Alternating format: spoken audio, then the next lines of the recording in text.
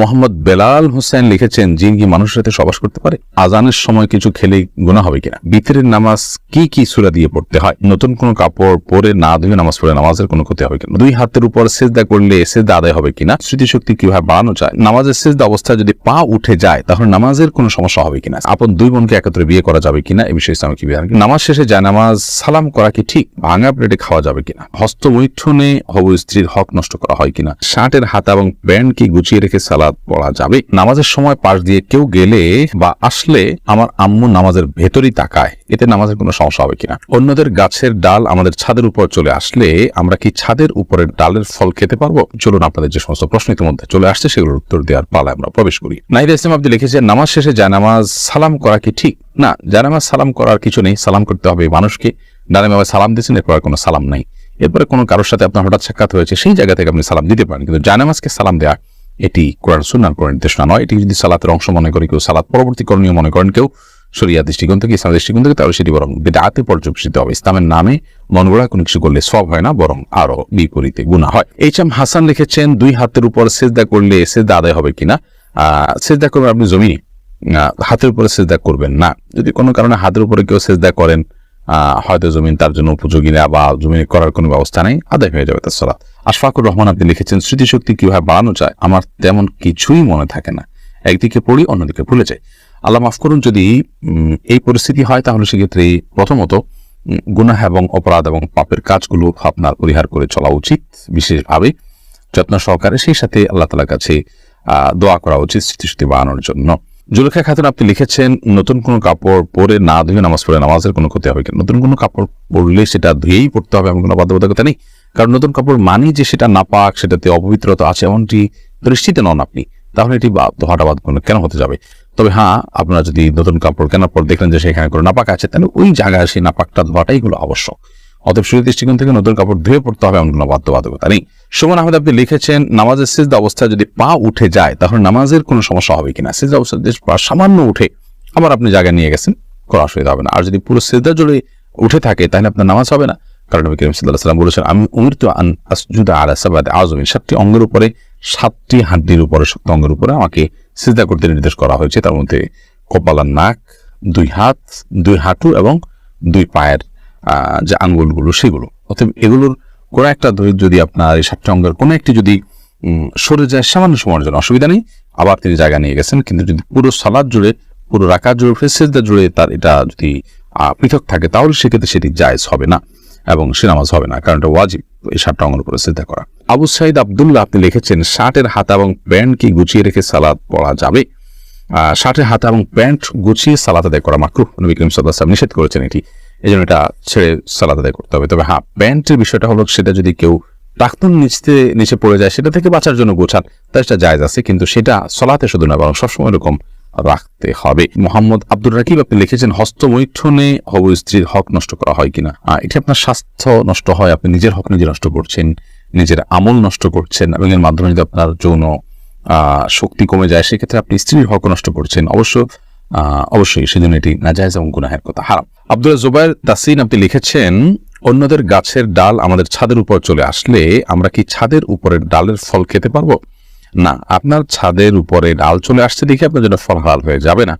তবে আপনি সেই ব্যক্তিকে রিকোয়েস্ট করতে পারেন এবং দাবি তুলতে পারেন যেন আপনার জায়গা থেকে গাছের ডালটা সরায় নেওয়া হয়, এবং যদি আপনার কোনো অসুবিধা না হয় আপনি ছাড় দিতে পারেন, কিন্তু আপনি এর ফল খেতে হলে অবশ্যই মালিকের অনুমতি আপনাকে নিতে হবে। আপনি এখানে চলে আসছে দেখেই আপনি কিন্তু মালিক হয়ে যাননি। ফয়সাল আহমেদ আপনি লিখেছেন, টিকটিকি দেখলে কি মারতেই হবে? প্রয়োজনে কি খুঁজে মারতে হবে? বিষয়টা নিয়ে খুব দ্বিধাদ্বন্দ্বে আছি, জানাবেন প্লিজ। না, খুঁজেই আপনাকে মারতে হবে এমন কিছু এমন কোনো বাধ্যবাধকতা নেই, বরং আপনার চোখে পড়েছে উপদ্রব করে আপনি মারবেন, কিন্তু এটার জন্য আপনি খুঁজে বেড়াবেন, এটার পিছে ঘুরে বেড়াবেন, আপনার অনুসন্ধান করে বেড়াবেন, এই কথা হাদিসে বলা হয়নি। প্রজাপতি রিয়ারি থেকে আপনি লিখেছেন, ভাঙা প্লেটে খাওয়া যাবে কিনা? ভাঙা প্লেটে খাওয়া যাবে, কোনো অসুবিধা নেই। ভাঙা আয়নায় মাথা চেহারা দেখা যাবে, সেটাতে কোনো অসুবিধা নেই। আমরা অনেকে মনে করি ভাঙা প্লেটে খাওয়া যাবে না, ভাঙা আয়নায় চেহারা দেখা যাবে না, এটা নিছকই আমাদের সামাজিক কুসংস্কার।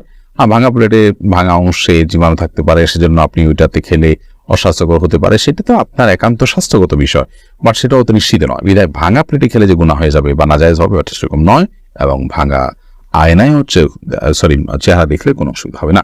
তন্নি আইডি থেকে আপনি লিখেছেন, নামাজের সময় পাশ দিয়ে কেউ গেলে বা আসলে আমার আম্মু নামাজের ভেতরই তাকায়, এতে নামাজের কোনো সমস্যা হবে কিনা? না, অবশ্যই তার দিকে তাকানো উচিত নয়, কারণ সালাতরত অবস্থায় কেউ যাচ্ছে তার দিকে আপনি তাকানোটা আপনার সালাতের যে খুশু এবং ক্ষুদ্র তার বরখেলাফ হয়। বাট যেটি করা উচিত সেটি হলো নবী আলাইহিস সালাম বলেছেন, তোমার সালাতের সামনে যদি কেউ যায় তাহলে সেক্ষেত্রে তাকে বাধা দাও। কোন কোন বর্ণনা আছে তাকে তার সাথে লড়াই লিপ্ত হয়, কারণ সে শয়তান, কারণ সে তোমার মনোযোগকে নষ্ট করছে, তোমার সালাতের এরিয়ার মধ্যে এসে সে তোমার দৃষ্টিকে আকর্ষণ করে ফেলছে এবং মনোযোগে ব্যাঘাত সৃষ্টি করছে। এই জন্য তাকে বাধা দিতে বলা হয়েছে। সে বাধার অংশ হিসাবে এরকম হাত দিয়ে তাকে ইশারা দিয়ে দেওয়া যেতে পারে যদি সে টেন না পায়। আর এর বাইরে তার দিকে তাকিয়ে থাকলে তো কোনো লাভ নাই, বিধায় তাকিয়ে নিজের সালাতের মনোযোগ নষ্ট করার তো কোনো যৌক্তিকতা নেই, বিধায় আপনার আম্মাকে বলতে হবে এই কাজটি করা যাবে না। রাইসানি আপনি লিখেছেন, আজানের সময় কিছু খেলে গুনাহ হবে কিনা? আজানের সময় কোনো কিছু খেলে কোনো গুনাহ হবে না। আমরা অনেকে মনে করি আজানের সময় কিছু খাওয়া পান করা যাবে না, এটা করা যাবে না, ওটা করা যাবে না। আপনি যে কোনো কাজ করতে পারেন, টয়লেটে থাকলে আপনি টয়লেটে কাজও সারতে পারেন।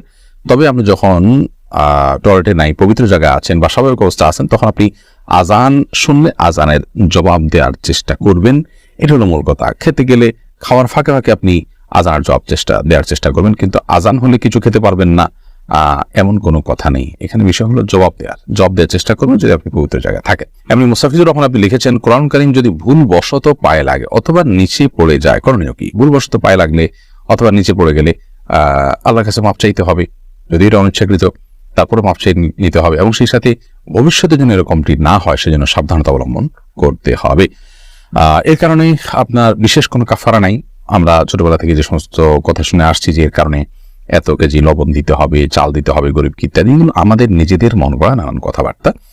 মূলত যদি পড়ে যায়, ইচ্ছাকৃত নয় বরং ভুলে পড়ে গেছে, তাহলে সেক্ষেত্রে সেটার কারণে আপনার বিশেষ কোনো করণীয় নাই, সামনে থেকে সাবধানতা অবলম্বন করতে হবে, এবং যেটি হয়ে গেছে আল্লাহ কোরআনের প্রতি অনিচ্ছাকৃত তার জন্য আল্লাহর কাছে মাপ চাইতে হবে। মোহাম্মদ আরিফ রহমান আপনি লিখেছেন, আপন দুই বোনকে একত্রে বিয়ে করা যাবে কিনা? এই বিষয়ে ইসলামিক বিধান কি সম্পূর্ণ হারাম। আপন দুই বোনকে একসাথে বিয়ে করা যাবে না, এমনকি পৃথক করে বিয়ে করা যাবে না। এক বোন স্ত্রী থাকার সময় অন্য বোনকে বিয়ে করা যাবে না, অর্থাৎ এট এ টাইম দুজন বোন কারোর স্ত্রী হতে পারেন না, এটি হারাম। শুধু এটি নয়, এমন দুজন নারীকে একসাথে স্ত্রী হিসেবে রাখা যাবে না যেই দুজন নারীর একজন পুরুষ হলে আরেকজনের সাথে তাদের নিজেদের বিয়ে জায়েজ হতো না, এরকম সম্পর্কের দুজন নারীকে একসাথে স্ত্রী হিসেবে রাখা জায়েজ নয়।